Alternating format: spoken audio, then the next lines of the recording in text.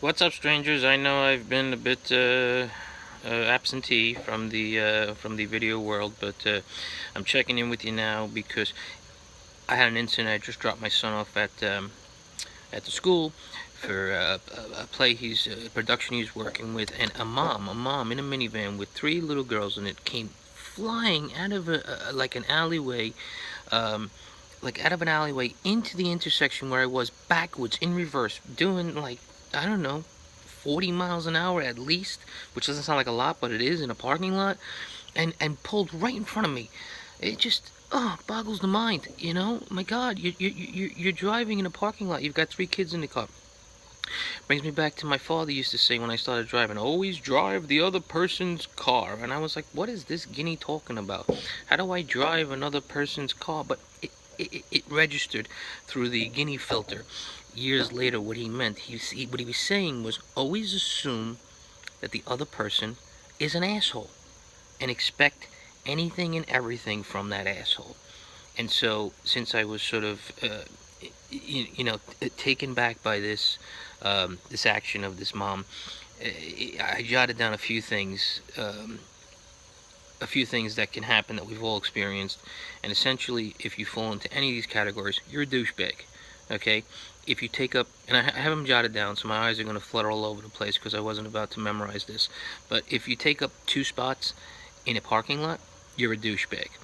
If you park in a handicap and you're not handicapped, you are a douchebag. If you tailgate, you're a major douchebag. If you speed, douchebag. And we all are guilty of speeding, but I'm talking speeding. I'm talking the Garden State Parkway, and I'm already doing 10 over the speed limit, and that's not fast enough for you because I'm not doing light speed, douchebag. Okay? If you cut people off, especially narrowly cut them off, young people are especially guilty of this. You're a douchebag. If I'm driving, say 65 miles an hour, and suddenly, especially with my window open, a motorcycle, in particular one of those ninja bikes, comes flying by me at no less than 100 miles an hour and gives me a heart attack, you're a douchebag. And you're a double douchebag for riding with no protective gear, because when you slide off that bike, and you probably will, alright, you're only going to destroy yourself, let alone the other drivers on the road, okay? Major pet peeve of mine. Average residential speed is 25 miles per hour. There are children crossing the street. There are children running damn buggies. A douchebag. You're a douchebag. Drive the speed limit on those side streets. God almighty, I see, and I don't know why, but but but moms or women are especially guilty of this, of flying around I live on a bend, and they fly around that turn doing no less than 50, 60 miles an hour on their cell phone on the wrong side of the road. I mean, what is your hurry? And don't you realize you're gambling with people's lives, oncoming traffic, people crossing, people pulling out of their driveways? You're a douchebag. Okay, but this also goes, there's that's offensive driving, faux pas. But then there's the two slow drivers, okay? If you drive in the left lane and want to go slow, you're in the wrong lane, douchebag, okay? If you're talking with your passenger, say highway speed is 55 on a route, and you're doing 30, 35 because you're involved in a heavy-duty conversation, you're laughing, you're enjoying each other's company, you're a douchebag as well as the passenger with you.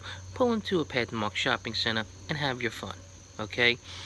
If you signal and never make that turn, you're a douchebag. Do you not hear the clicking sound? Okay? If you drive in two lanes, especially if you're sober, obviously if you're not sober, you're an extreme douchebag. But if you're sober and picking two lanes to drive in, I don't know, what is that? A hostile takeover, douchebag? No one in front of you, I don't even know what that means. If you text and drive, you're a douchebag. If you talk on the phone while you drive, you're a douchebag. And of course, if you make live comedy videos, wait a minute. If you make live comedy videos when you drive, I guess I'm a douchebag. People, have regard for human life, please. Most people just want to get home to their family at night, safe and sound. Don't be a douchebag.